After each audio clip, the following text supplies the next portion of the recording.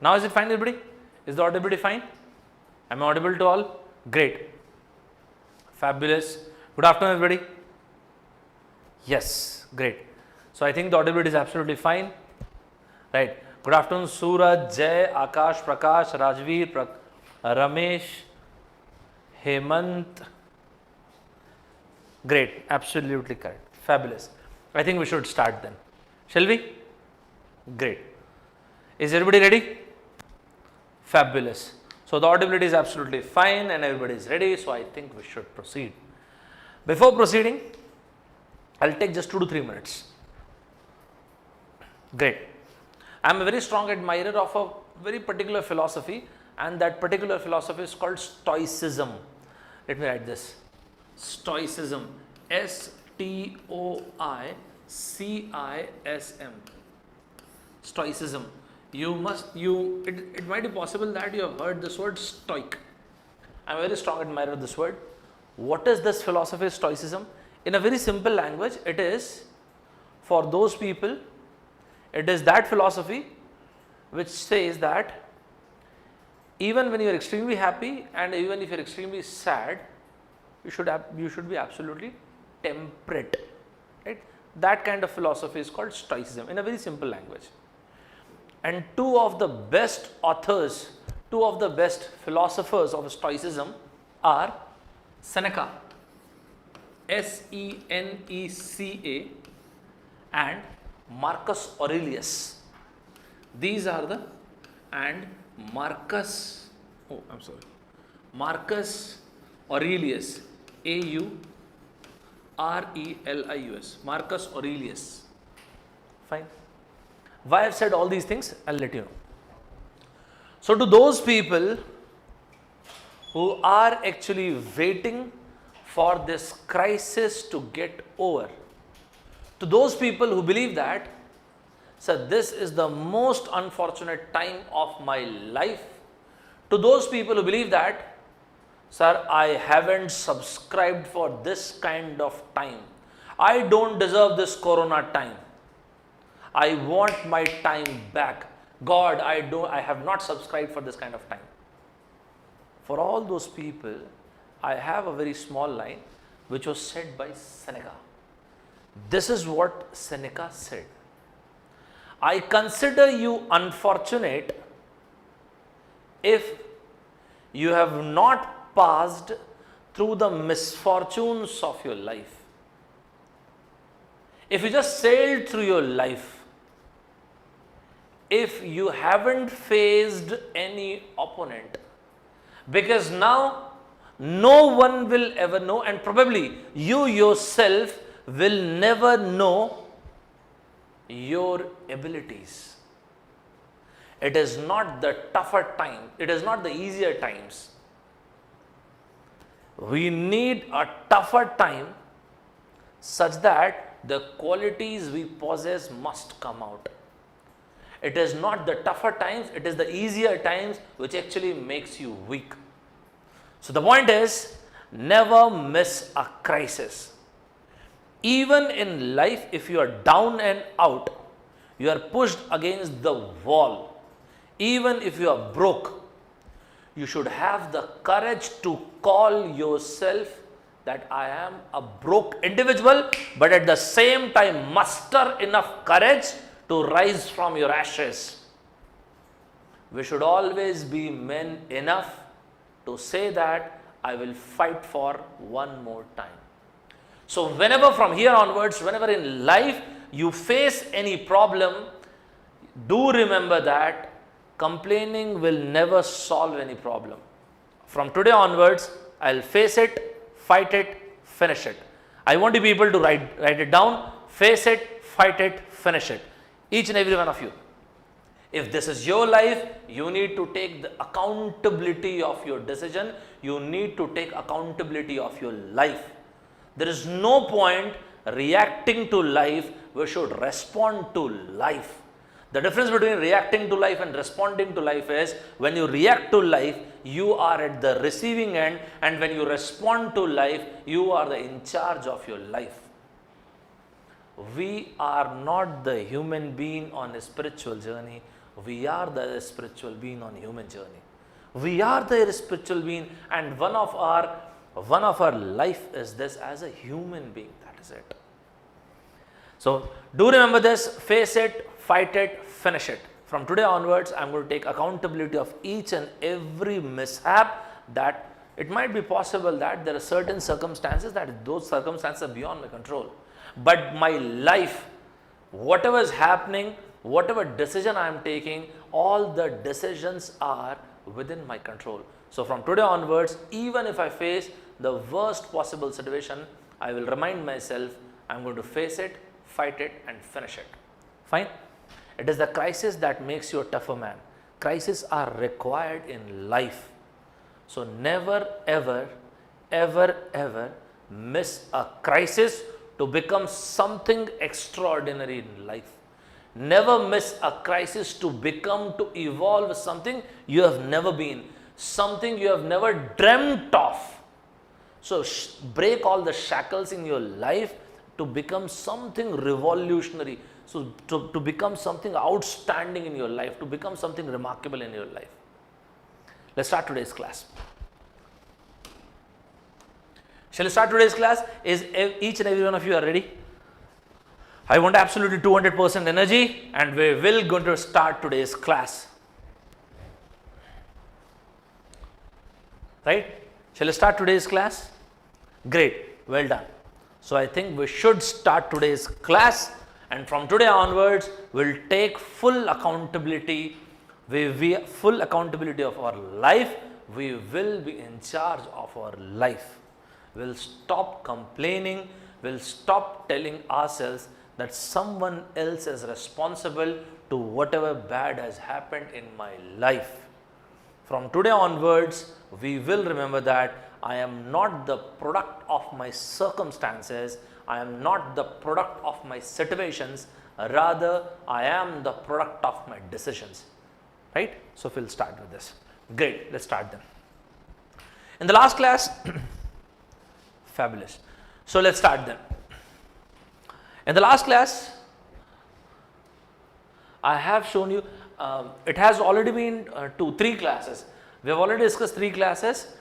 This is the PDF. We have already shared this PDF in the Telegram channel. So Gate Academy Global and Saurabh Sir Official, these are the 2 Telegram channels. I have already shared this PDF. So this PDF is available over there. If you have this PDF, fabulous. Even if you don't have the PDF, don't worry. It's absolutely fine. You can download it later on, right? This PDF is over there in the Gate Academy Global Telegram channel and Saurabh Sir Official, both these Telegram channels. Sir will share you the links, so you can download it anyways, right? So that's not a problem, even if you don't have it right now. We've already discussed 3 different concepts in the 3 classes. I hope every single thing is clear to all of you. I probably need 20 to 22 hours, somewhere in between 22 hours to finish off everything from everything in general aptitude, whatever is required to you in your GATE exam, right? So this is my 4th class. To all those people who are the regular followers of the sessions, fantastic. To all those people who are avid watchers of this particular channel, who are making all the notes, all the points, fantastic. To all those people who have actually come for the very first time, it's absolutely fine. That's not a problem. Each and every class of mine, I try to make those classes absolutely independent. So even if you came for the very first time, it's absolutely fine. There's no problem, right? Let's go ahead. I'm going to start today's class. So the second part of the number system is called permutation, combination and probability. So we'll take that. So let's start with this. The very first thing I'm about to write is combination and here I'm supposed to write permutation. Although in our school days and even in our college days, we prefer studying permutation at the first place and then we used to go to combination. But I'm not going to discuss this like this. First we'll discuss combination and then permutation is actually not required. To all those people who believe that, sir, I have slight confusion in permutation and combination, don't worry. Once I take this topic, there will be no confusion. Secondly, to all those people who are always in a dilly-dally situation, that sir, I cannot able to understand what am I supposed to use, permutation or combination. Let me finish this up. The very first thing is we will not going to use permutation, so there will be no confusion, right? So we have already put a full stop on this doubt. We will only going to use combination. Sir, how can you say this? Because there is no meaning of permutation unless and until we use combination. Sir, how come? Because I want you people to write all these points with me. The meaning first of all. What is the meaning of both these things? So what exactly this means? Combination, it means selection. Combination means selection. I want you people to jot down all these points. Don't miss even a single point, right? These points are actually very important. And this permutation is selection followed by arrangement. It's not just arrangement, it is selection followed by arrangement. It is selection followed by arrangement. I want you people to keep jotting all these points. Don't miss anything, whatever I say. In any particular class of mine, I say many points. Do make sure whatever you feel it's worth writing, do jot down all those points. So what is the meaning of these two words? Permutation is combination means selection, and permutation means selection followed by arrangement. Great. Second point. So what is the basic formula? I am writing it for the first and the last time. Sir, why is it so? This is called the white elephant. So what is a white elephant? White elephant is a phrase we use for something that is extremely expensive, but that is of very lesser usage. You know, there is no usage of that. That is called a white elephant. In many competitive exams, you might have come across this phrase, white elephant. I want you people to jot this, white elephant. That is called a white elephant, PHANT. And search later on, you can search what is the meaning of this phrase, Pyrrhic victory, PYRRIC victory. I want you people to search this, and you can let me know the meaning of this phrase later on. That's not a problem, right? Great. Oh.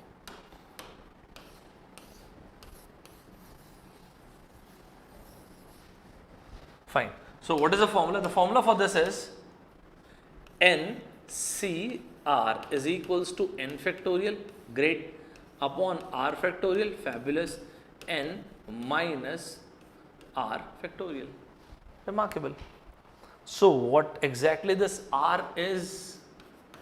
This R looks like this. If there are 3 boys, minimum you can select none of them. Don't select any one of them. Or you can select one of them, or 2 of them, or 3 of them. It means all 3 of them. So it's pretty easy. Like R can be greater than equals to 0, less than equals to 1. That's fine. And for NPR, sir, but you said that we're not going to use this NPR. Yes, we will not going to use this. I'm writing it for the first and the last time. This is what NPR is. Why I said this, that we will not going to use NPR. What's the reason why I said this? Because this is what NPR is. If this is NPR, it means NPR is equals to NCR into R factorial. It means NPR is equals to NCR into R factorial. If this is the case, the definition which I have written at the very first place, it's absolutely correct. There's no problem with this. Sir, why? Because NPR, out of n number of people, you want to arrange R number of people. There are 5 people, you want to arrange 3 of them. The very first thing is you need to select 3 people, and then you can make arrangement of those 3 people. That's fine. And that is why I said NPR is not required. Is it fine, everybody? Is it fine, everybody? This is my promise to you. This topic will be one of your strongest topic, right? This topic in probability. So that's not a problem. Whatever I am saying, please make sure that you write every single point, right? Sir, when we say NPR, NCR, what exactly is the meaning of this? Let's understand the meaning of this. This part is combination and this is permutation. So what exactly it means when we write, when we say NPR, forget this NPR. Let's take a very basic example, 3C0.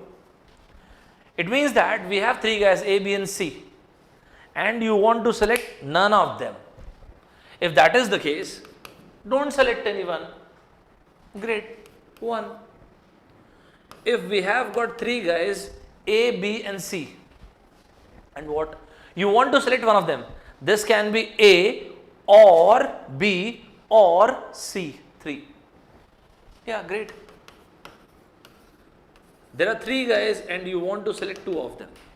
These two can be AB, BC or CA. Once again, fabulous, this is 3. We've got three guys and you want to select all of them. We've got A, B and C and you want to select all of them. There's only one way. There's only one way because you have to select each one of them. You have to select each one of them. So that is what the meaning of this. In a very simple language, this is what it stands for. Great. Sir, but you said you are not going to use NPR. Yes, of course. But I am taking NPR just to explain you what is the meaning of this. Just to let you know what this thing stands for. When you say NP0, it means 3P0, 3P1, 3P2, 3P3. First of all, what is the meaning of this?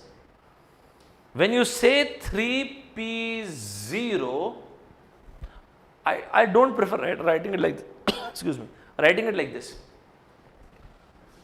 If I want to arrange 0 people, that is, there's no meaning of this, but still if you want to write, there are 3 people, you've got to select 0 and you have to make arrangement for 0 people.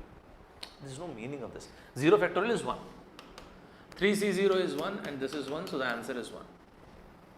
But still, 3C1, now this makes sense. What is this? We've got three guys, A, B and C. We want to arrange one of them.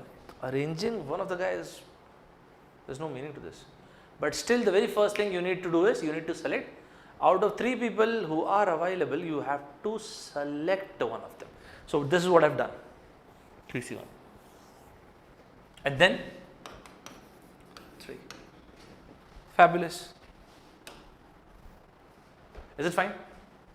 3P2. So we need to select 3 and then we have to arrange 2. Is it clear, buddy? Absolutely. So 3C2, it means there are 3 boys A, B and C and now we have to select 2. That's fine. You can select AB or BC or CA. But that's not the point. What this thing stands for? This 2 factorial part stands for this. When you are selecting AB, you can have ABBA. These are the 2 arrangements. BC, you can have BCCB. And then CA, CAAC. These are the 6 cases. Is it fine? Fabulous. So it means, out of 3 people available, you want to select 2 and then the arrangement is equals to 2 factorial. Fabulous. Then, you've got 3 people, yes. You want to select all of them and the arrangement of these guys. So this is 1 into 6 is equals to 6. This entire thing is a very, very basic level understanding of what exactly this NCR and NPR stands for. So when you use the word NCR or NPR, this is what the meaning of this word is. Is it clear, buddy? Is it clear to all? Sir, you mean to say that when you are writing NCR, what you mean is selection? Absolutely. From n number of boys, you want to select R number of boys. Yes. So when you've written 3C0, there are 3 boys present and you want to select 0. There's no meaning of this. You've got to select no one. And these 2 values are absolutely equal. These 2 values are also equal. Why is it so? They are destined to. Why they are destined to? there is something called complementary combination. What is that? NPR is equals to NCN minus NCN minus R. Yeah, this is fine. So NCR is equals to NCN minus R. That is why these two values are equal. You mean to say that NC0 and NCN are always equal? Of course. Of course, these two values are always equal, these two values are always equal. Yes, absolutely. Is it fine, everybody? Is it clear to all? Is it clear, everybody? So 3C0, 3C1, 3C2, 3C3, that's it. And sir, what is this? The only important thing in this case is this part. Sir, why this part is important? Because we need to understand that if there are n number of people and you want to arrange each of them, and if these n number of things are distinct, in that case the total number of arrangement would be n factorial. When you said this, there is an inherent assumption, and that inherent assumption is what? Repetition is not allowed. Sir, what you said? I said this. NPN is equals to NCN into n factorial. Let's straight away come to the business end, and that is NPN is equals to n factorial. What is the meaning? What is the meaning of this? It means that out of n distinct things, if you want to arrange all of them, it is n factorial. When you say this, there are two inherent assumptions. What are they? The very first thing, each and every object is non-identical, distinct. And second, you are talking about linear arrangement. Is it fine, everybody? Is it fine, everybody? Is it clear to all? Sir, can we take a few more examples? Of course, we will take, don't worry. Sir, you mean to say that NPN, forget about everything, is n factorial? Is n factorial? Yes, of course, this is what I am saying. Yes. For example, 1, 2, 3, total number of 3-digit numbers that can be formed using the digits 1, 2 and 3. Total number of 3-digit numbers that can be formed using the digits 1, 2, 3. If we use the same way what we have done in the previous class, we can do it like this. This can be filled in 1, 2, 3, 3 ways. 1, 2, 3, the one which came at the hundreds place won't be there. So 2, 1, 2, 3, the number which came at the hundreds place won't be there, and tens place. Listen to this very, very carefully.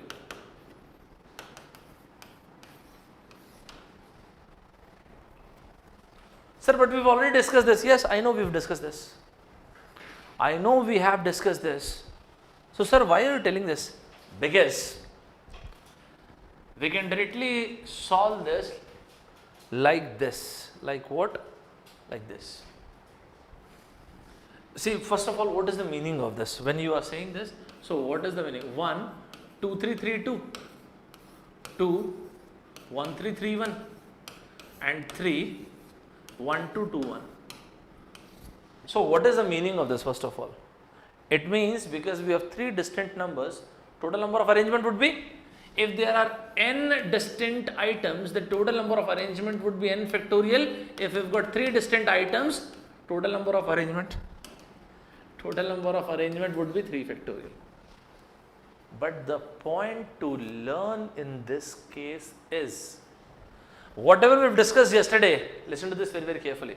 Whatever we have discussed yesterday, when the repetition was not allowed, all those questions can also be solved using P or C. This also means that whenever you are using P and C, once again there is an inherent assumption, and what is that? That repetition is not allowed. That is why we've got the answer. Sir, you mean to say that 1, 2, 3, how many 3-digit numbers can be formed? 3 factorial. 1, 1, 2. Using the digits 1, 1, 2, how many 3-digit numbers can be found? 3 factorial. 1, 1, 1. Using these digits, how many 3-digit numbers can be found? 1 factorial, 3 factorial. Sir, but these two are not correct. I'll explain this, don't worry. If we have 3 distinct digits, 3 factorial. If we have 3 digits, these two are not distinct, divide by 2 factorial. Why is it so? Because this 1 comes 3 times. That's fine. In this case, divide by 3 factorial because this 1 comes 3 times. That's fine. So the point is, the answer would be 6, 3 and 1. Is it fine, everybody? Is it clear to all? I think it is clear to each and every one of you. So using the digits 1, 2, 3, how many 3-digit numbers can be formed? 3 factorial. Using the digits 1, 1, 2, how many 3-digit numbers can be formed? 3 factorial. But because of repetition, divide by 2 factorial. 1, 1, 1, how many 3-digit numbers can be formed? 3 factorial. But because of repetition, we have to divide this by 3 factorial. I think this is good enough. Right? Is it fine, everybody? It means that, sir, this is what you are saying. If we have words, if we have alphabets D, E, L, H, I, and I am to form, what do you want to form? And if I am to form a 5-letter word using the alphabets D, E, L, H, I, D, E, L, H, I, 5. So the answer would be 5 factorial. Of course. Of course. And if we are to form a 5-letter word such that the alphabets are A, G, A, I, N again. So this would be 5 factorial, divide by, this is A, divide by 2 factorial.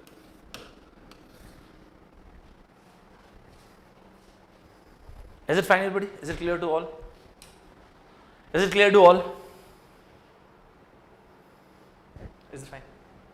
So you mean to say that if we have M, A, T, H, E, M, A, T, I, C, S, count the number of alphabets. How many words can be formed using all the letters of the word mathematics? The arrangement would be 11 factorial. But unfortunately, because we have what? We've got 2M, we've got 2 A's, and we've got 2 T's.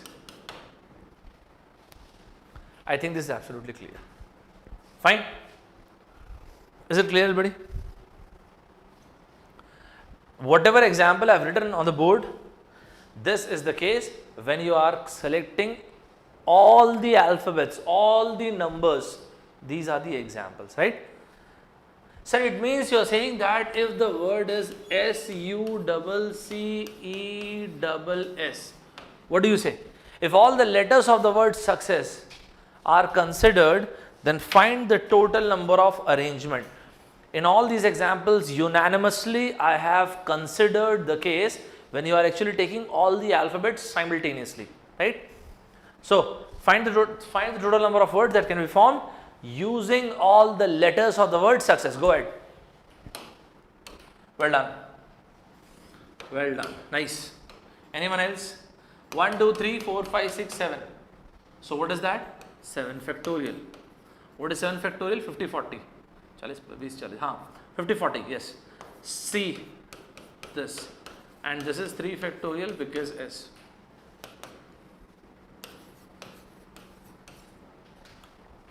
So this is absolutely correct answer. Is it fine, everybody? Is everybody fine with this? Is it absolutely fine? I think this is clear, right? So if all the letters of the word success are considered simultaneously, then the total number of arrangements we can have would be this. I think this is fair enough now. Let's try and understand the arrangement part. For example, let's take an example. The example I am going to take, I have already given this particular example in the booklet. So don't worry about it. So, but still let me show this to you guys. This. I have already given this example in the booklet. Question number 18th, I have already given this, right? I have given all the questions in the booklet. Where is that? I've given all the questions in the booklet, so that won't be any problem. So don't worry about writing anything. Fine? Fine. Now listen to this. Fine. This is the word Ganesh Puri. I want people to read the question. G-A-N-E-S-H-P-U-R, and this is I. Fine. So this is 1, 2, 3, 4, 5, 6, 7, 8, 9, 10. Fine. So this is 1, 2, 3, 4, 5, 6, 7, 8, 9, 10. Great. So these are the words, these are the alphabets of the word Ganesh Puri. Let us suppose if we are asked to find total number of arrangements of what? Of the letters of the word Ganesh Puri. Such that, what is the condition? There is no condition. We are to find total number of arrangements of the letters of the word Ganesh Puri such that what? Such that there is no condition, man. Okay. If there is no condition whatsoever, in this case, what we know n alphabets can be arranged, n distinct alphabets can be arranged in n factorial ways, and therefore, because we have 10 alphabets, this can be arranged in 10 factorial ways. Is it fine, everybody? Is it fine? So the total number of ways would be 10 factorial, right? So if there are 10 alphabets, the total number of arrangements would be 10 factorial. There is no repetition.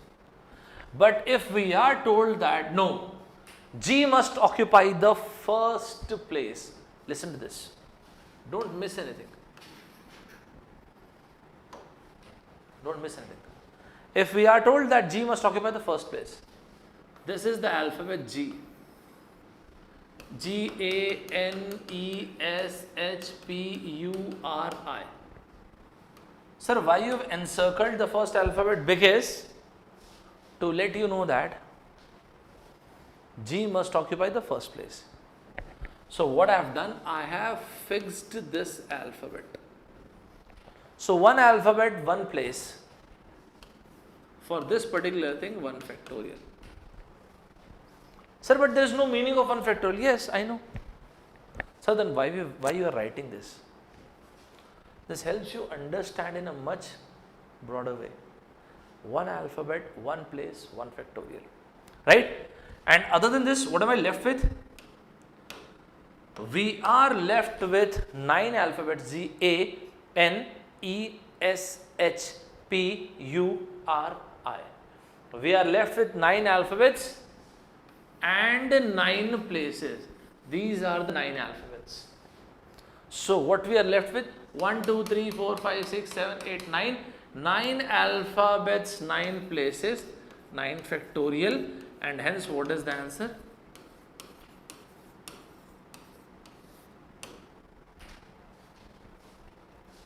Is it fine, everybody? Of course it is fine. Yes. Great, well done. So if G must occupy the first place, the arrangement would be 10 factorial. If there is no condition, 10 factorial. If G must occupy the first place, in that case, this is the answer. So should I write this? Of course, you should write this. That is going to give you a very good perspective of the question. Later on, we will see this.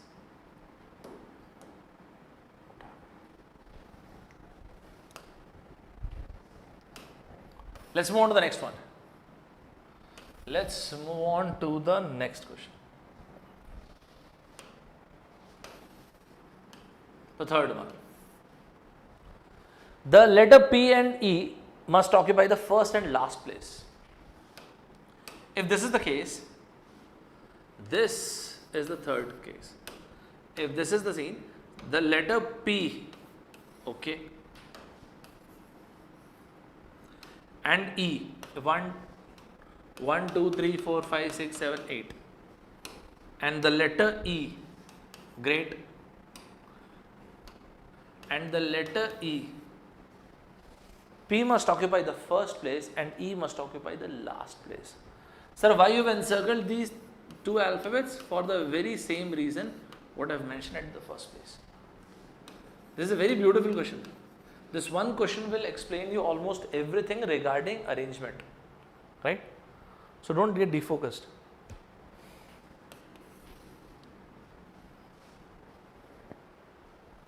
Bruce Lee once said, even in ordinary men, even in average men, can become extraordinaire. What is required?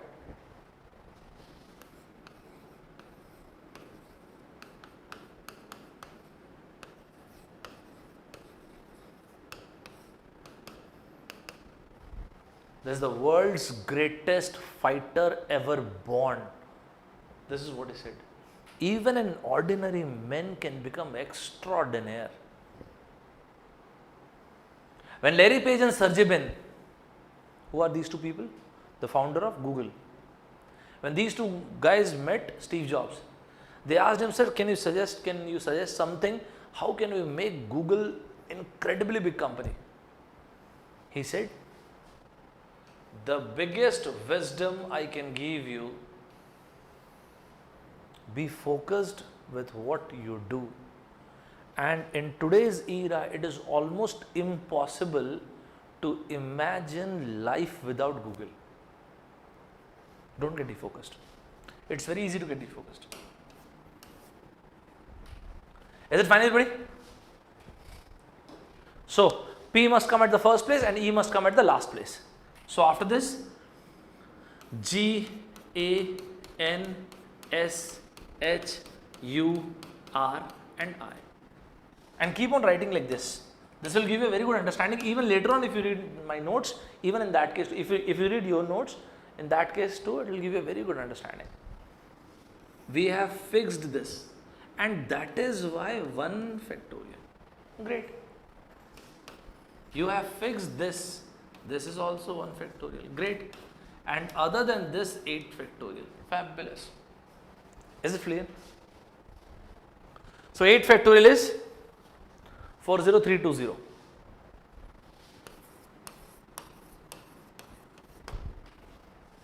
Fabulous. Fine. I think each and every one of you must have understood till this point of time. A, B and C, these 3 questions are done. They're gone.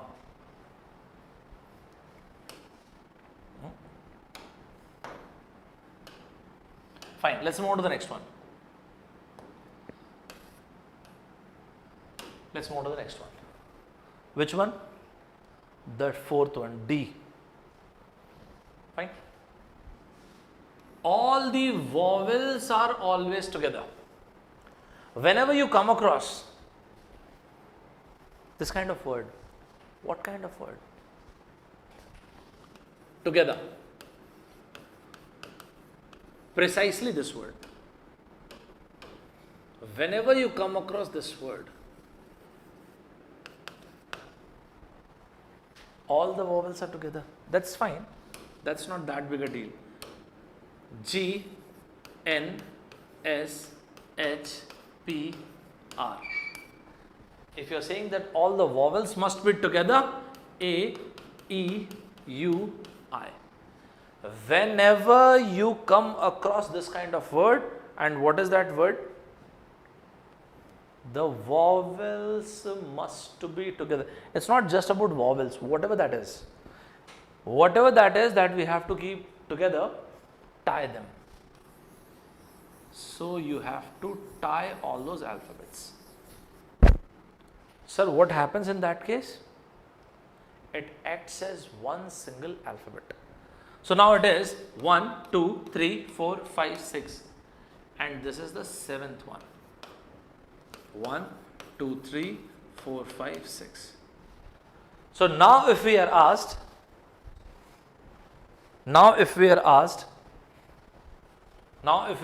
what?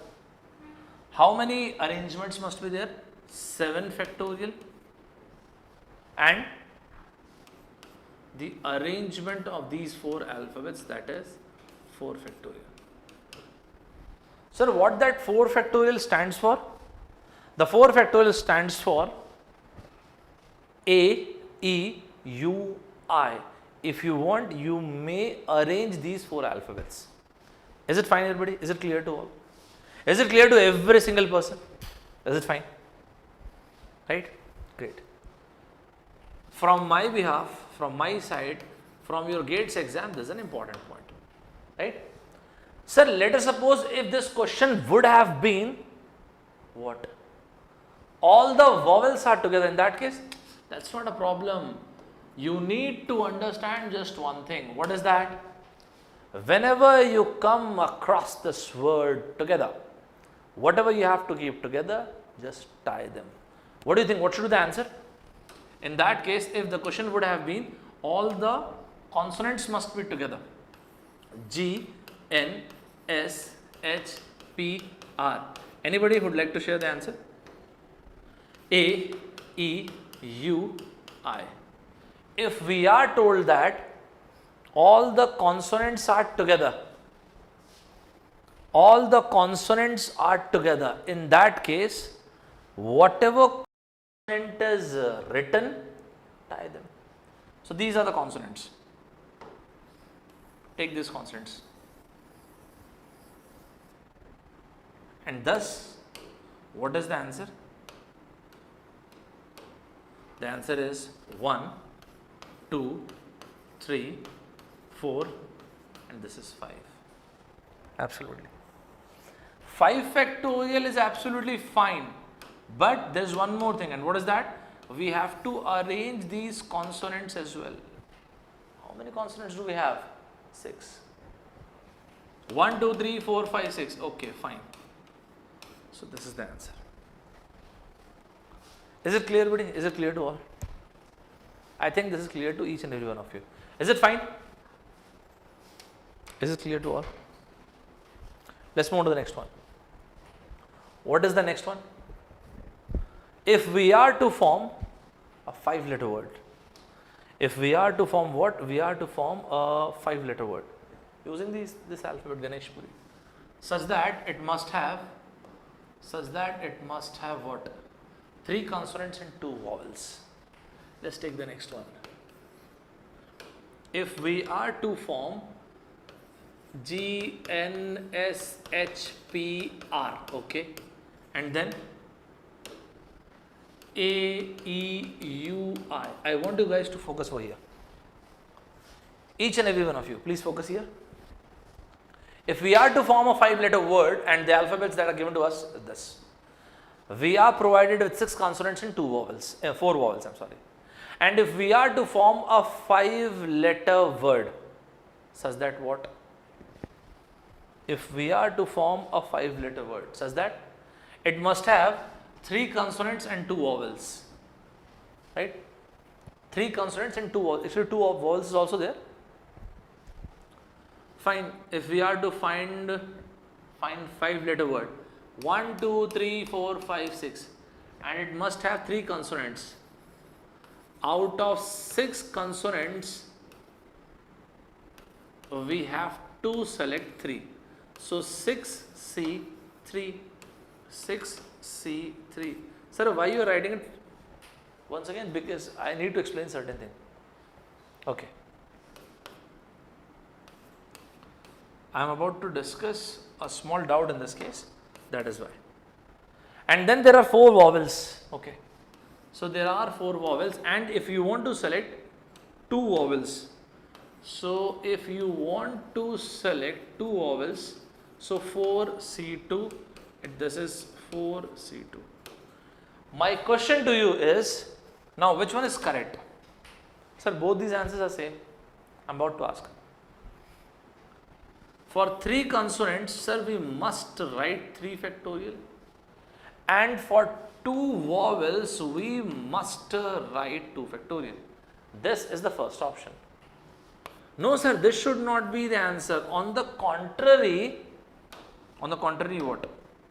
There are 3 consonants and 2 vowels, and thus 3 plus 2 is 5, and therefore the answer must be 5 factorial. So what do you say? Which one is the correct answer?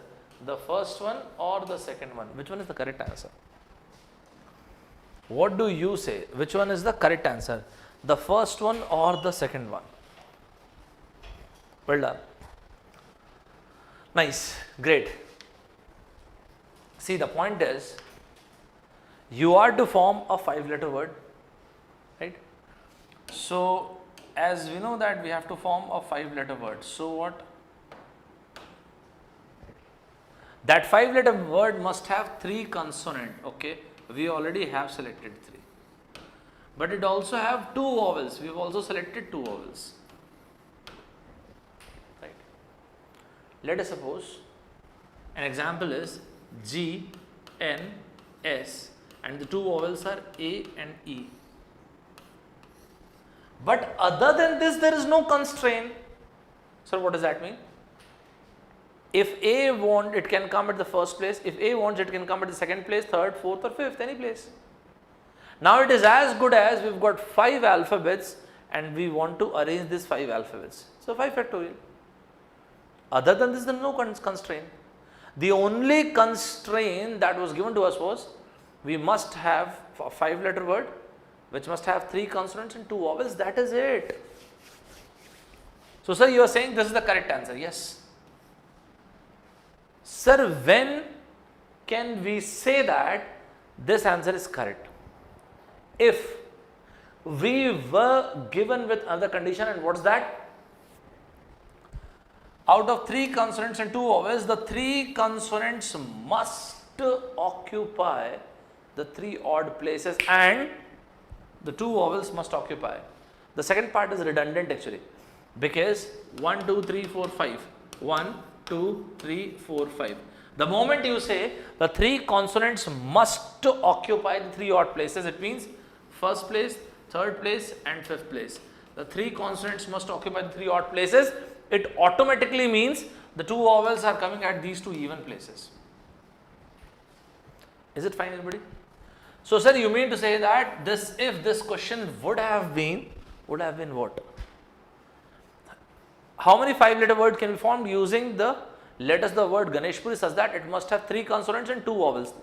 That's fine. 6C3 and 4C2. And other than this, there is no condition. Of course, 5 factorial. We have got 5 alphabets, so 5 factorial. But if there would have been one more condition, and that is the 3 consonants must occupy the 3 odd places, 3 factorial and the 2 vowels. The second half, the 2 vowels part, that is redundant. Even if this particular line is not written, this is also fine. But 2 vowels must occupy the 2 even places. In that case, this would have been the answer. Is it fine, everybody? Is it clear to all? Is it absolutely fine? Is it clear? The last one. All the vowels are never together. When you say that all the vowels, what's the number? F. When you say that all the vowels are never together, all vowels are never together. Never together. What is the most important word in this case? The most important word in this case is all. What are the vowels we have? A, E, U, I. It means total minus all those cases when these vowels were together. Vowels were together. When you use the word together, it means A, E, U and I. These 4 vowels were together. This is what you mean. When you say these vowels must be together, it means all the 4 vowels must come together. Not 3 vowels, not 2 vowels. All 4 vowels must come together. This means that we have already solved this actually. Total is 10 factorial and all the vowels must be together. We have already solved this. 4 factorial into 7 factorial. 7 factorial into 4 factorial. Is it fine, everybody? Is it clear to all? What would have happened if we were asked? What we were asked? If we were asked no two vowels. No two vowels are together. Is this question same as all the vowels are together? Definitely not. The difference between two questions, these two questions is, when you say all the vowels are never together, we've got 4 vowels. Four vowels must not come together. But it might be possible 3 vowels can come together, 2 vowels can come together, or all the 4 vowels can come independently. But when you say no 2 vowels must be together, forget about 4, forget about 3, even 2 vowels cannot come together. It means all the vowels must come independently. Is it fine, everybody? But before answering this particular question, we should take a few more examples. What kind of examples? If we have 2 girls and 2 boys, and we are told that, what is that we are told? Total number of arrangement such that no 2 boys must sit together. First of all, 2 girls, 2 boys, 4 factorial. Sir, what is this? No condition. When there is no condition, then 4 factorial. Now, let's move on. But when we are told that no 2 boys must sit together. So, this is first girl and this is the another girl. Now, listen to this. The arrangement of these 2 girls, 2 factorial. And then 1, 2, 3. The 2 boys can come at first, third place, second, fourth place, first, fourth place. Once again, the 2 boys can come at first, second, first, third, second, fourth, or first, fourth. Now listen to this. Although we have 2 places for the 2 boys, right? But it seems as if what? But it seems as if we have 3 places for the 2 boys. This additional 1 place, which actually is not there. Simultaneously, we can have only 2 places. Let's term this place as pseudo gap. Sir, what is pseudo gap? Pseudo basically means false, something that don't exist. So, out of these 3 places, 3, C, 2. Sir, what is this 3? These green color X, these places. You can select any 2 place and then the arrangement of the 2 boys, 2 factorial. Sir, you mean to say that this is for the girls, this is for the 2 girls, and this is for the 2 boys, of course. So, you mean to say that if we have 5 girls and 2 boys and we are asked that total number of arrangements such that no 2 boys must sit together. In that case, this is what you are suggesting. What is that? Girl number 1, 2, 3, 4 and 5. So, the arrangement would be 1, 2, 3, 4, 5. 5 factorial. What this 5 factorial stands for? Arrangement of 5 girls. And then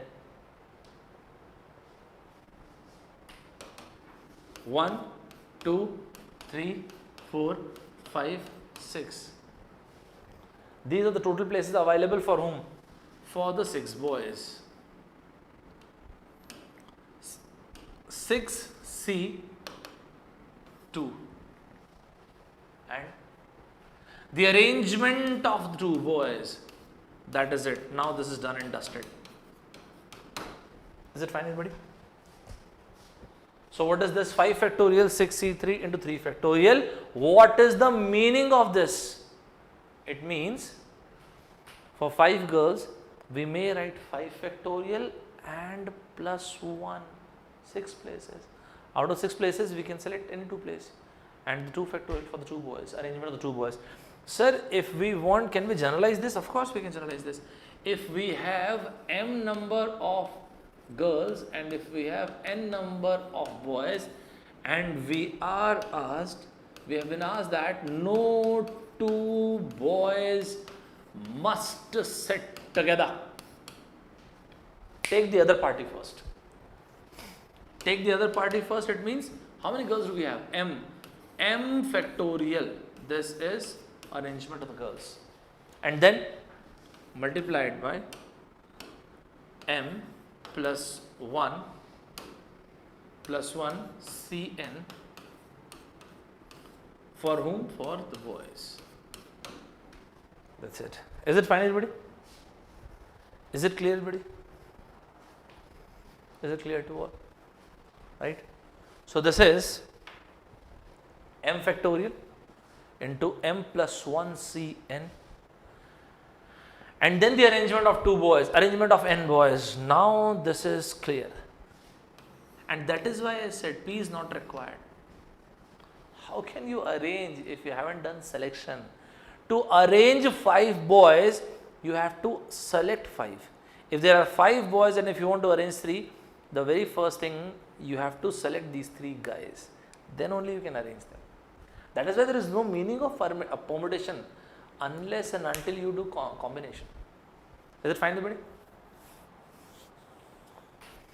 It means that if we are asked G, N, S, H, P, R, A, E, U, I. These are the vowels. How many? 6. These are the consonant. Oh, these are the consonants.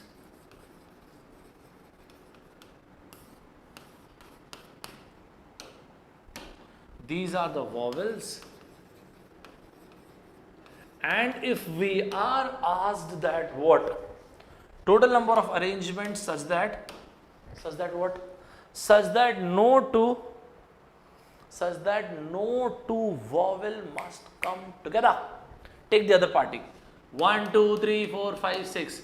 6 factorial for what? For these consonants. Great. 6 plus 1, what is that? 7. 7 what? 7C4 for what? For these 4 vowels, and then the arrangement of 4 vowels. I think this is fine now. So 6 factorial into 7C4 into 4 factorial. I think this is absolutely clear. Is it fine, everybody? Is it clear to all? Shall we proceed further? Fine? Great. Is it fine? This is absolutely clear, right? Fabulous. Great. Absolutely fine. Sir, all these questions were really good.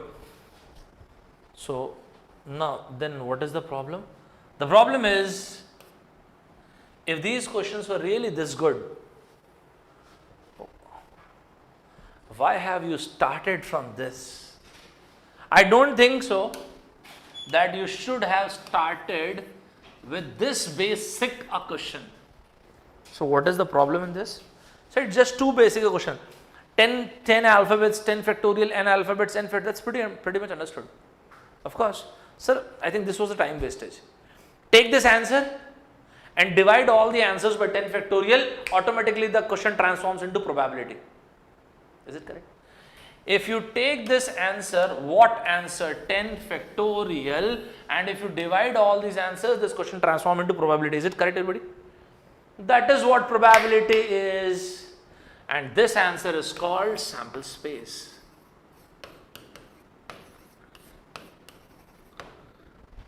This is called total cases. I think this is fair enough. And that is why it is not possible. And that is why it is not possible to what? And that is why it is not possible to have a command on probability. You need either of the topics. You need either PNC or probability. If you have good command on any of the topic, either of the topics, PNC or probability, you're automatically the other topic. You can actually pull off the other topic as well. Is it fine, everybody? Is it fine, everybody? If you take this answer 10 factorial and if you divide every single question, this will automatically transform into probability. If you divide every single answer by this 10 factorial, you will get probability. That is what probability is. What is probability? Favorable event upon sample space. Total cases. What is the meaning of total cases? What is the meaning of sample space? Total number of cases when there is no condition. That's fine. I think this much is fine. Is it fine, everybody? Is it clear to all? It is absolutely clear, right? Shall we proceed further? Of course we should. Of course we should. Let's take a few more questions. There is something called team formation, right? There is something called team formation. I want you people to put up a heading, team formation. I have given this question. I have given this question in the booklet, don't worry. Whatever I am going to discuss or I will be discussing in the future, I have given all those questions in the booklet. So there is no need to write all these questions. Fine? Great. Great. So put up a heading, team formation. What is this? We are to form a 5-member team with what? You have 8 official members and 4 non-official members. Great. If we are to form a team with 8 official and 4 non-official members, how many people do you need? 5. Every single time when you approach a question from permutation, combination or probability, go for the kill. Go for blitzkrieg attack. Sir, what attack? Blitzkrieg. In short, you call it blitz. Sir, what you said, sir? Blitzkrieg. I want you people to find the meaning, the spelling of this word blitzkrieg. This word especially came in existence in the year during World War II, when Nazi Germany, that is Adolf Hitler, used to attack to the opponent from all sides, and this is called lightning war. This is called lightning war. It means surprise your opponent, shock your opponent. Don't let your opponent prepare. And there is similar book written on this, and that book was written by a Chinese author. And what's the name? Sun Tzu. This is the author's name, and the name of the book is One of Its Kind book, and that is The Art of War. If you love this kind of books, I think you should read this one. The Art of War. The Art of War. It's one of its kind book. It's a fantastic book, The Art of War. Right? There's one similar book written on war and centralization of power, and that is called The 48 Laws of Power, written by Robert Greene and 50 Cents. The 48 Laws of Power. The 48 Laws of Power. This is a very discomforting book because it talks about centralization of power. How you can be a power-centric person These kind of books are very difficult to read. So when you read these kind of books, don't read this book at a single go. Whenever you read these kind of books, take your time, read it, absorb the idea. Whatever you feel like is worthy enough, write it. Whatever you feel like is not correct, don't write it. We should not be a follower, we should be a student. A student is the one, listen to this. A student is the one who listens to all the beliefs, who listens to all the perceptions, and then he dissects all the ideas, and whatever he feels like is worthy and good enough, jots it. It's absolutely fine. Make your own philosophy of life, right? This world is absolutely subjective. Gradually and slowly, right now you are 20 years, probably 18 to 20, 22 years old. Gradually and slowly, this life is like an hourglass. This human life is like an hourglass.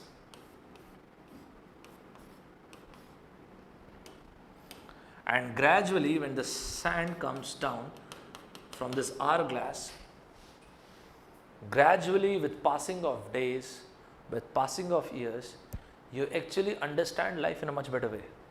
And then you realize there is nothing objective about life.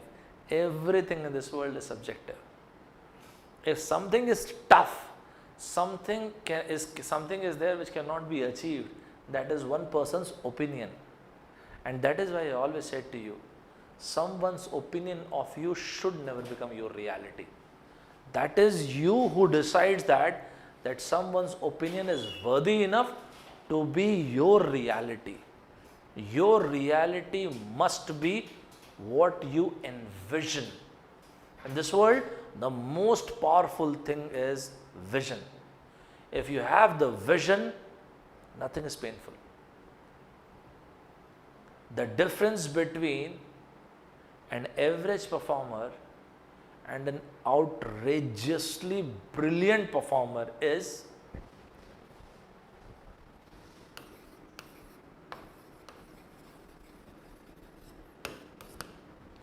it is the obsession that creates all the difference. Sir, what you are suggesting? I am suggesting that each and every one of us, we have this desire to have a better life. We dream of a better life. But the problem is, we don't plan a better life. We don't plan a better future, and that is why we never deserve a better life. And that is why we believe as if complaining is as good as doing something, but movement can never be equals to achievement. Movement just for the sake of being busy, if you are busy, there is no use of that. The most important thing is, what is that which is keeping you busy? Isn't it? What is that which is keeping you busy? And whatever that is, in the priority list of your life, where that thing actually comes. If that thing is right at the bottom, just imagine a day with 60% efficiency, a week with less efficiency, it means 60% efficiency, a complete year where you have performed less than your efficiency, a complete decade where you have performed much less than your efficiency, and a lifetime where we have performed much lesser than our efficiency. Just imagine what we could have achieved and what we actually end up achieving. So it is not the other person's opinion, it is not the other person. The actual journey, the actual fight is within. Years back, when Alexander entered Asia, there was a gymnosophist. So there was a gymnosophist, he was doing meditation. Alexander asked the gymnosophist, "Sir, what you are doing?" Quote unquote, this is what the gymnosophist said. What is that he said? He said, "I am experiencing nothingness." And gymnosophist asked Alexander, "Sir, what you are doing?" The Alexander said, "I won the world." The Alexander laughed on gymnosophist and the gymnosophist laughed on what Alexander said. But both are correct. Why both are correct? The idea of life according to gymnosophist is infinite. We have infinite, and this is what this infinite life is. Our one birth is this human, as a human being. Probably in the next life we can become an animal. Probably after that we can become a plant, and probably after that we can become a cockroach or a tree or just a stone. There is only one way out of this, and that is called moksha. And once you get moksha, this is what happens. You get released from all the karmas of your life. But what Alexander has read is this. There is only one life. And when a boy takes birth, this is like a river. He stands over here.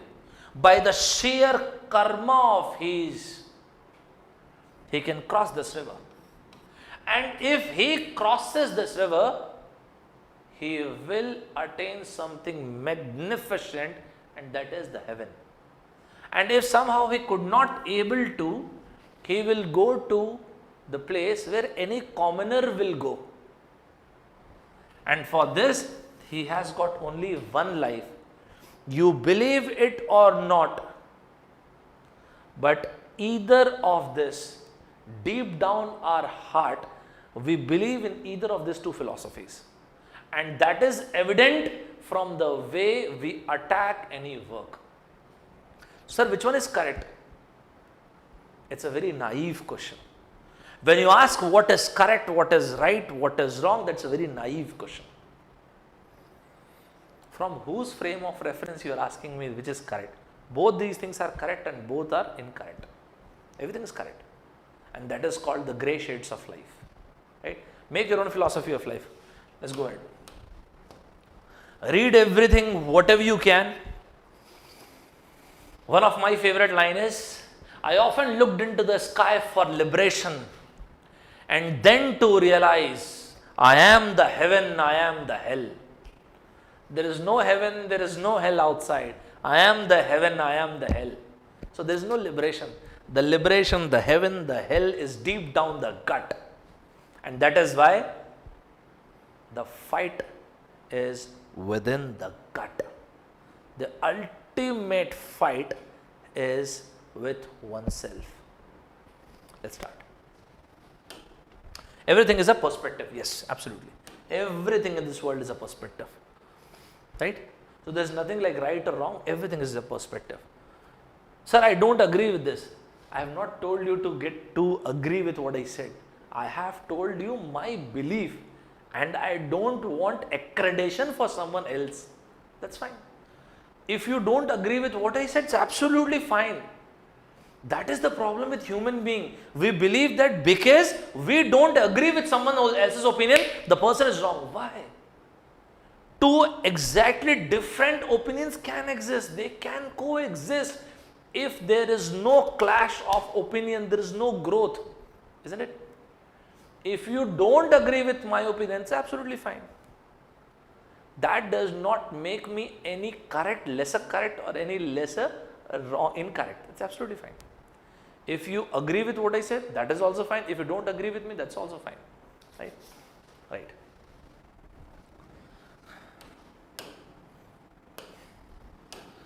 See, the point is, in this today's world, why we need accreditation? We don't need anybody's accreditation, right? So that is why I said, because you people are kids right now, right? And at your age, you believe accreditation, affiliation is required. Affiliation is not required. One person with belief is a majority. You need only one person's belief, and that is deep down the heart, deep down the gut. You need only your belief. If you have the belief, you have the majority, that's it. One person with belief is a majority, and one majority is peace. And that is what the eternal peace is. That is what the internal peace is all about. You need only one person's peace, and that is deep down your gut. You need only one person's acceptance, and that is your acceptance. If you believe that 3 months, 4 months down the line, you have got enough wisdom, enough courage, enough audacity to fight it out, then fine. Then go with the flow, go with your wisdom, it's absolutely fine. Why you need someone else's accreditation? Other person's accreditation won't help you any bit, whatever they say, either in your favor or they are against you. That's absolutely fine. People can have opinion, right? Right. Fine, let's come back to this. So we've got 8 official members, and other than that we have 4 non-official members. Is it fine, everybody? Great. So if we have 8 official members and 4 non-official members, and we want to select 5 members, all in all we've got 8 plus 4, that is total we have 12 members. We have 12 members. Is it fine, everybody?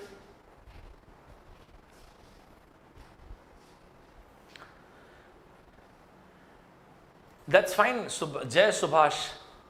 So people say we are jobless, so we're preparing for such exams like that. That hurts. That's absolutely fine. We need that kind of pain, you know. It is good to have pain in life. It is good to have fear in life. Sir, how can pain and fear be useful? That's not important. Pain and fear, I personally believe, and I can vouch for this, I personally believe that fear and pain, these are the strongest emotions. It's not the fear, it's not the pain. It is what you do with that fear, it is what you do with that pain that makes you. For example, there are people who come across this pain and this fear and they succumb down the pain or the fear. And they believe they are not worthy enough.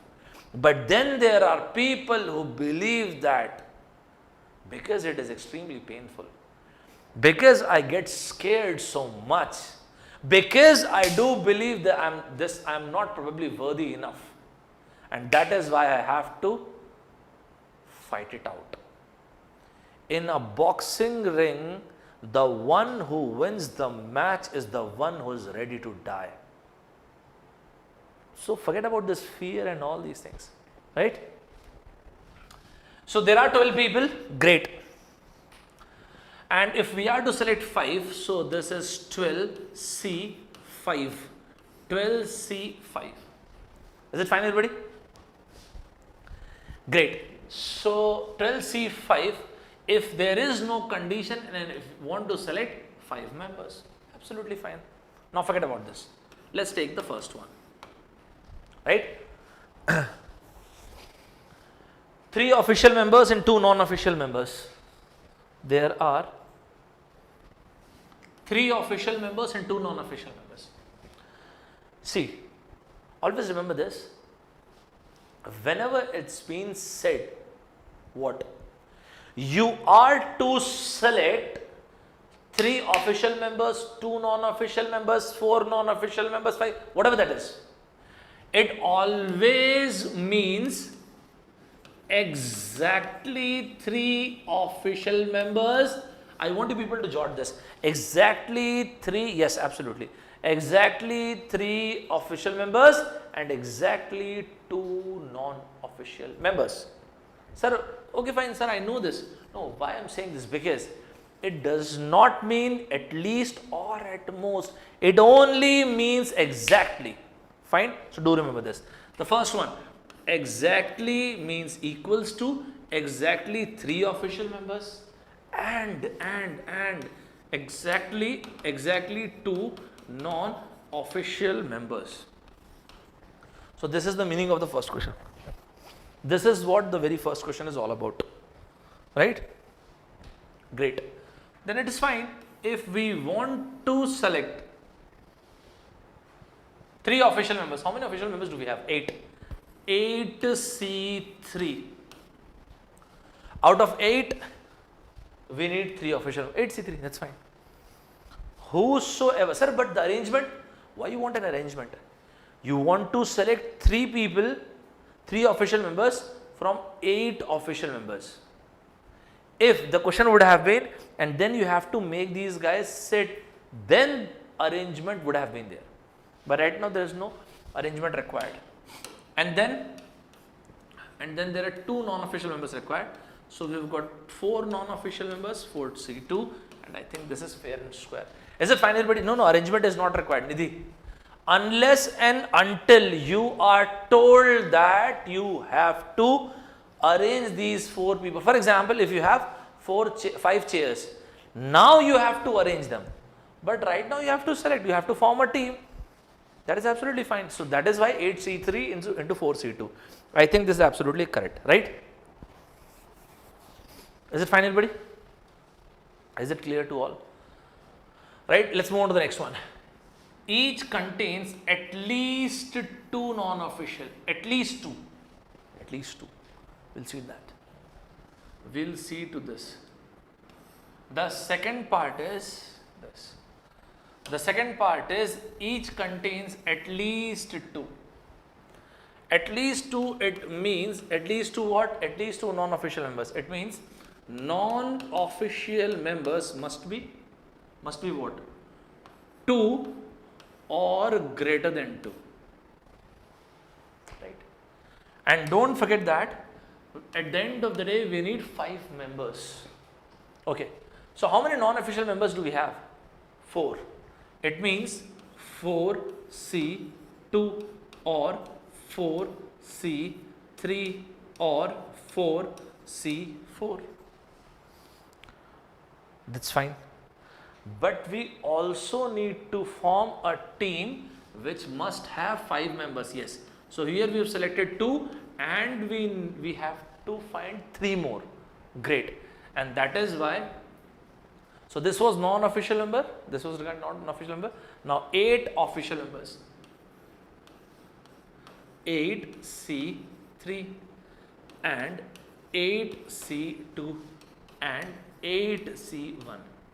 Because ultimately we need what? 2 plus 3, 5 members, 3 plus 2, 5 members, and we need 4 plus 1, 5 members. Is it fine, everybody? Is it clear to all? Sir, can we subtract? Yes, absolutely. If you want, you can also solve it like this. Total minus what?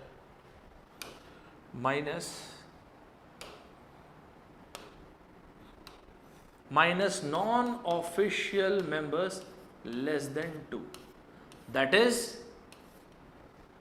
1 official member or 0. 1 non-official member or 0 non-official member. Is it fine, everybody? Is it clear to all? Is it fine?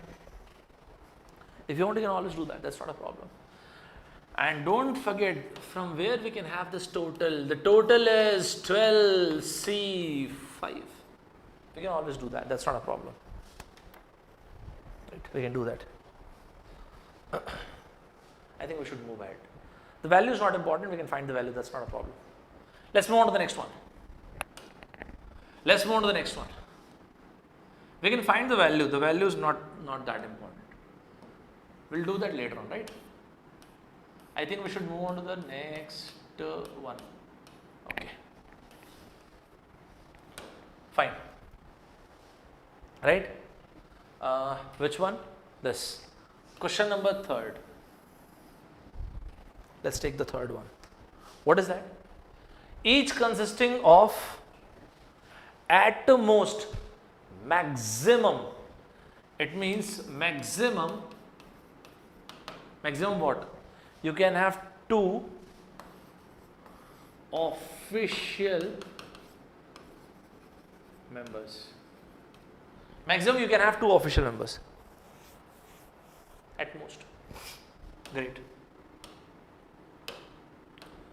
Nice. So let's take this. At max you have this. So here we have official members. So what is that we need? At most. It means less than or equals to 2. Right? Less than or equals to 2. At to most we need 2 official members. It means at max we can have 2. How many official members do we have?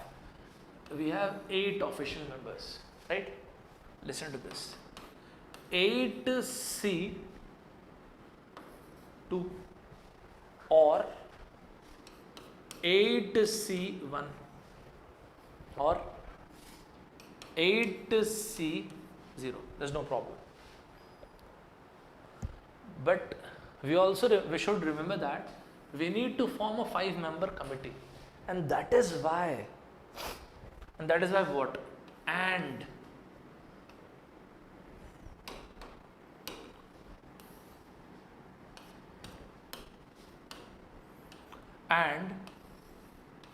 because we need a 5-member committee, so here we need 5, and that is why 4C3.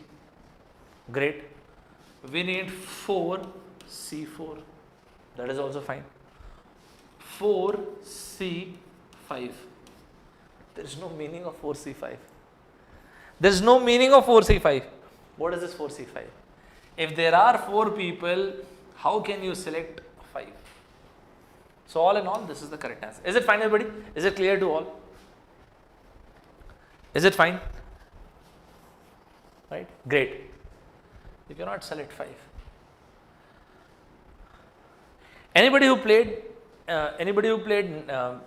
cluster, regional, zonal, national in sports? I have played nationals in cricket actually. Long back I have played nationals in cricket. Anybody who had played any sports, any game? Or inter-school, inter-college, any game, any sports? Anyone would like to share? I have played nationals in cricket. Long back I have played. Great.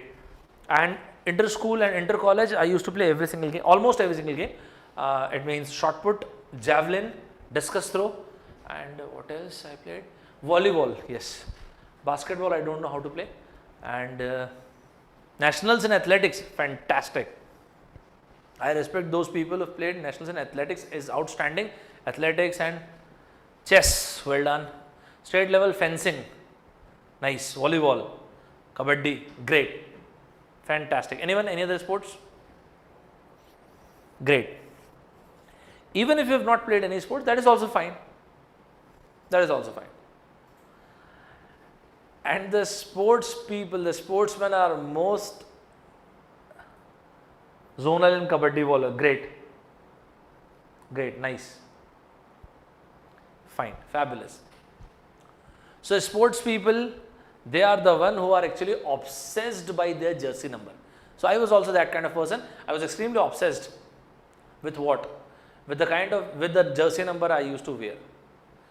I always try and wear number 4, right? So I always prefer jersey number 4, right?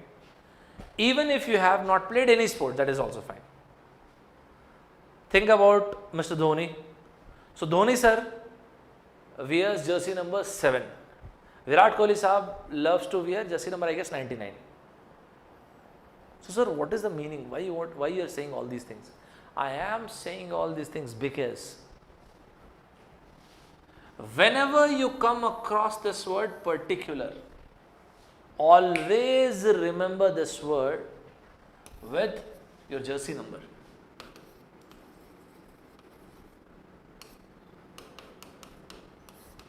Sir, what does that mean?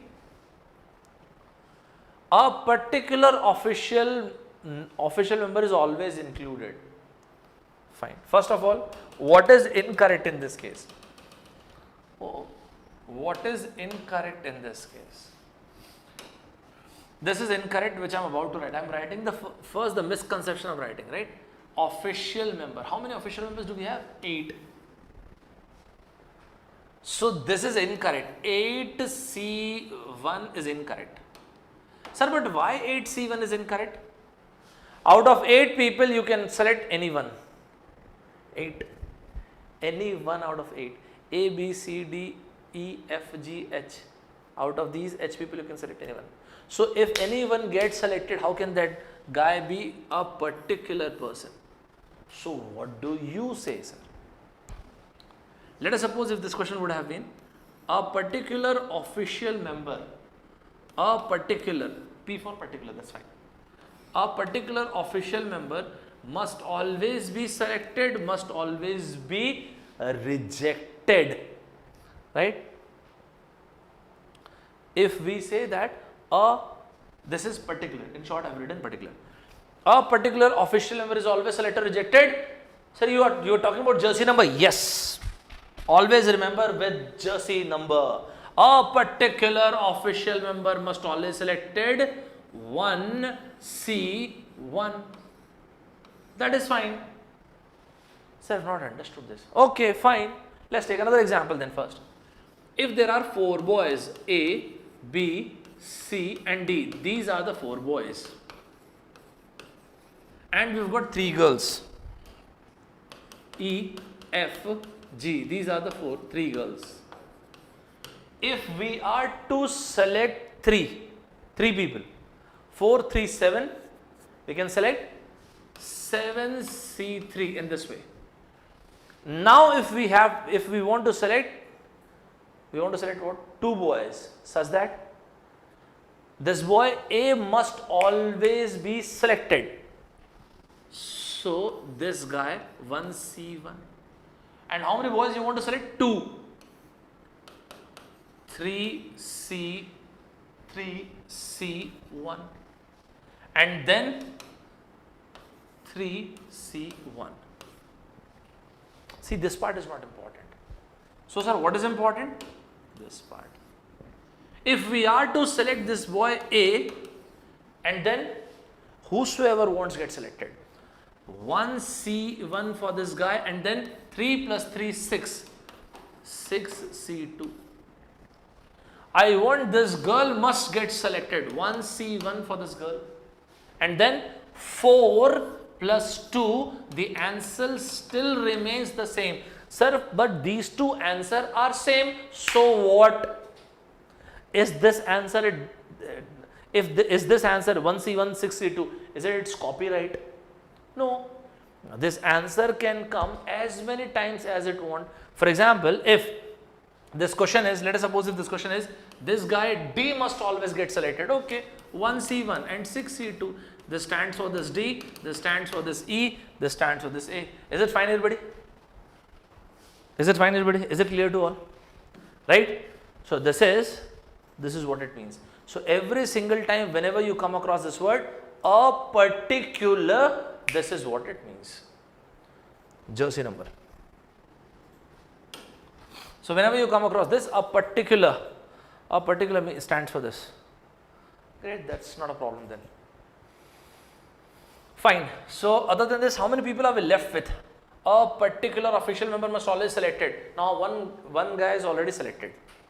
Now other than this, if this one guy is already selected, we are left with 7 and 4 official members. It means 7 plus 4, that is 11. Now 11C4. Sir, but 1C1 is 1. I know that. But when you write it like this gives you a very beautiful understanding of the topic. What is actually happening? If I would have written 11C4, that probably would not have given you this kind of understanding. Like 1C1 stands for one particular person. Is it fine, everybody? 11C4, not 11C3. Sir, if we are saying that one particular official member must not get selected. 8 plus 4, 12 people were there. One person not selected. So we are left with 11C5. These are the cases we are left with. Great. Is it fine, everybody? Is it clear to all? Yes, 11C5. I think this is absolutely fine. Is it fine? Is it correct? Sir, if this question would have been for this, a particular non-official member, the answer would have been the same. How come? Like this. Let's take this as well. Let's take the last one as well. This. A particular what? Non-official member. So, a particular what? Non-official member must always be selected, must never be selected. Now forget about it. Particular official member must always be selected. 1C1, this we need to understand what this thing stands for. This thing stands for that one particular non-official member. And after this, we are left with 11 more people. So we are left with 11 more people, and now this is the answer. Is it fine, everybody? Is it fine? Is it clear to all? Is it clear to all? Next, a particular official, non-official member must never be selected. So we are left with 11 guys, and this is 11C5. Don't get confused with this, sir, that the answer in both the cases are same. Of course they are same, but what it means are two entirely different things. Is it fine, everybody? Is it clear to all? Is it clear to all? Right? I think this is absolutely fine now. I think this is absolutely fine now. And right at the beginning I said there are 8 official members, 4 non-official members. 8 plus 4 is 12, and if we want to select 5 guys, we can write it like this: 12C5. Divide all these 5 answers by 12C5, you will get probability. Is it fine? That is what probability is. Probability is nothing else. Is it fine? Is it clear to all? If you divide this answer by 12C5, these questions automatically transform into probability. Is it clear? Is it clear to all? I think this is absolutely fine. Now let's see the question that was asked in your paper. This is the exact question they have asked. This is what they have asked. I believe this is now a cakewalk to all of you. Question number 20. Those people who have the booklet, who have this PDF, they can solve it immediately, and those who don't have this is the question. Oh.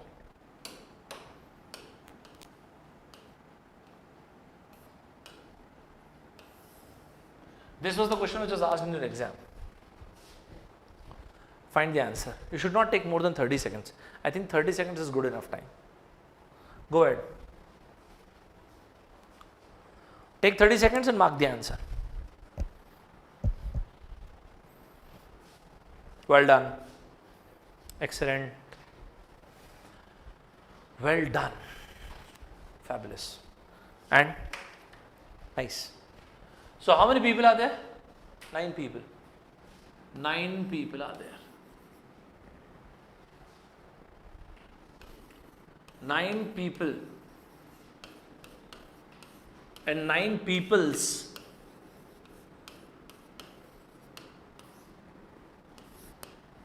Nine people, 9 peoples. Is this word correct? Peoples? Is it correct? This word peoples? Is that word exist? Peoples? Can I use this word peoples? Yes. Of course. Why not? This is plural. And sir, what about this? This is also plural. So when we are supposed to use this? When the people, for example, you are giving a conference in India and there are 100 people sitting. Then you said good morning people. But you are giving a conference, you are the speaker, and there are 100 people sitting in the conference, and these guys are from different countries. That is, the nationality is different. At that time you are not supposed to say good morning people, at that time you are supposed to say good morning peoples. It means when we use this word peoples, when we have people from different nationality. Right? So when they are from different nationality, when they are not indigenous people, write the spelling of the word indigenous. Spelling of this word indigenous. Go ahead. So fine, we are to form a 3-member committee and we've got 9 people. So 9 C 3. This is a cakewalk. 9, 8, 7.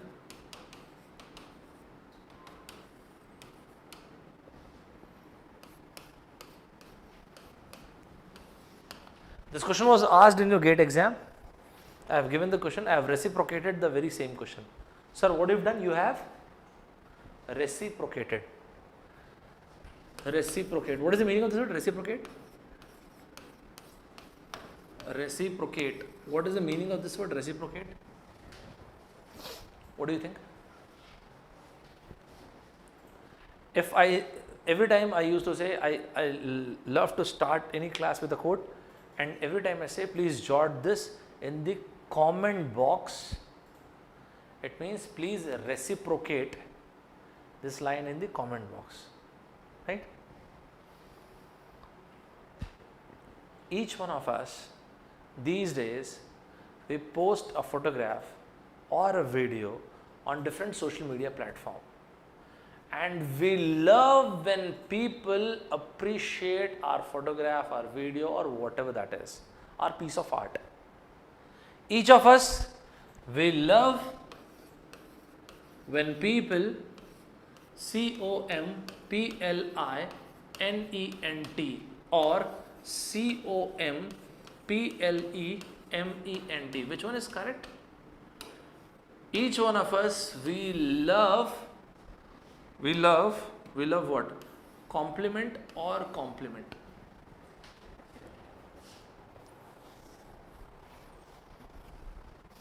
We post photograph or videos or this on different social media platforms, and we love when people appreciate that. Right? Even if you know the meaning of these words, still I believe attach something associated to this. What is the meaning of this, sir? I love compliment. Who loves compliment? I love compliment. Who loves compliment? I love compliment. That's fine. And what is this? It's a perfect match.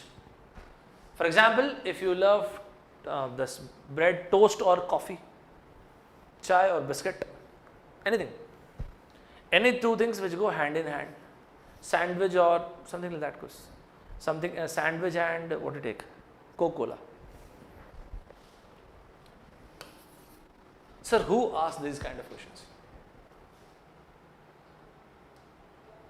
Your exam. The same question was asked in your GATE exam.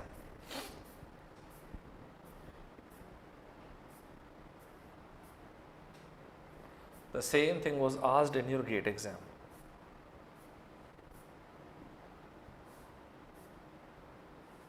This.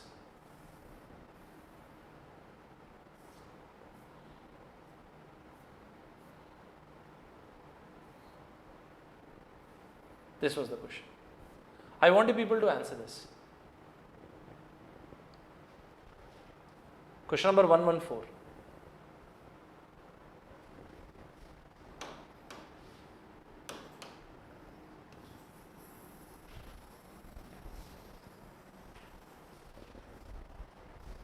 I want you people to answer this. 114. Each one of us will love compliment. Right? Each one of us will love compliment. I want you people to answer question number 114. Well done, shabash. Absolutely correct. So the dress fits her so well. She was looking majestically beautiful. She was looking jaw-dropping beautiful. What is that? What is jaw-dropping beautiful? Gorgeous, then beautiful, then ravishing, then pulchitudinous. That's something called jaw-dropping beautiful.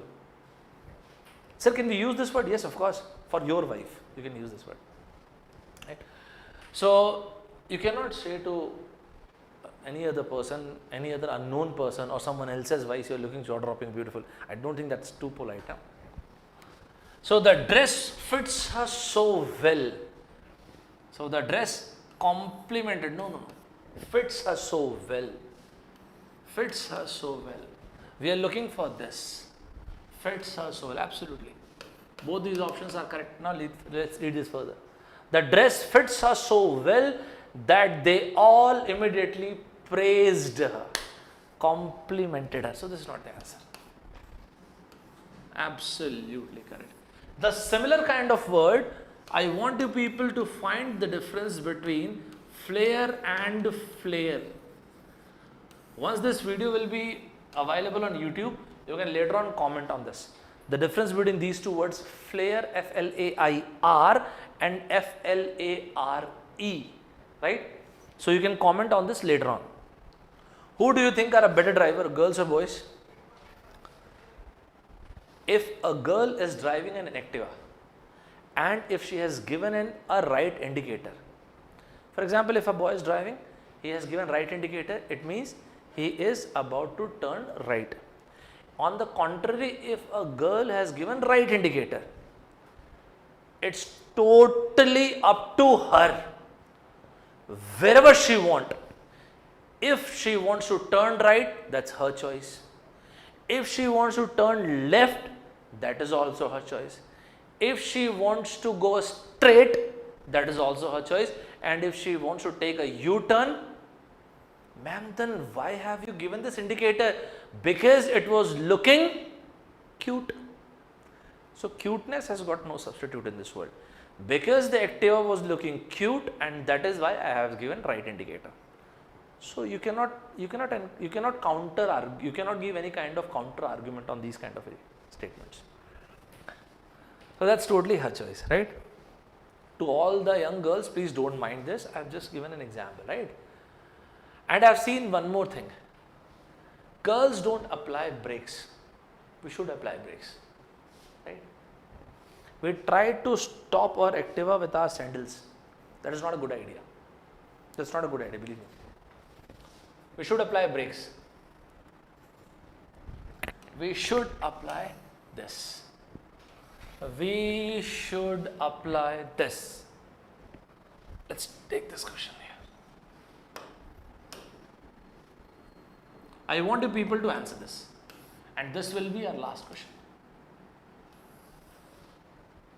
I want you people to answer this, and this will be our last question.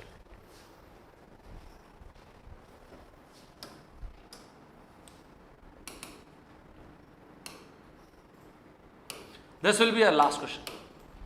After this, we'll call it a day.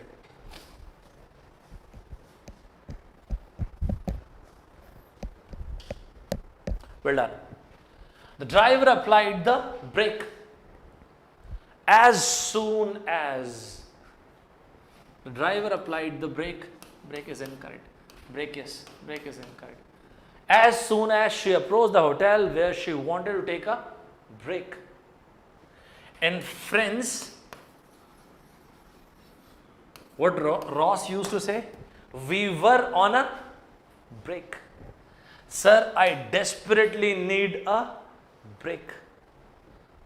That is the first one. Absolutely. So what is the answer? This is the first answer. Fine. So that is it. Let's call it a day. So this was today's class. So whatever we've discussed in today's class, is everybody clear with every single stuff? Great. So this is what we have discussed in today's class. This was my 4th class, and probably I need 6 more. Probably at max I need 6 more classes, and within these 6 classes I'll finish off every single thing. I'll try to finish off every single thing in these 6 classes, right? So that is what we've discussed in today's class. The one statement with which we started today's class. From today onwards, we will decisively, categorically take full responsibility and full accountability of our life. If it is up to me, if whatever problem I have faced, yes, I have to solve this problem on my own. I have to take complete responsibility and complete accountability of my life. I am not the product of the situations and the circumstances. I am the product of my decisions. Law of causality. There's one law which is called law of causality. This law of causality says that this is what it says. We are not human being. We are the outcomes of all those habits which we have inculcated in the past. Right? We are the outcomes of all those habits which we have inculcated in the past, and we will be outcomes of all those habits which we are inculcating today. So ultimately, the most important thing is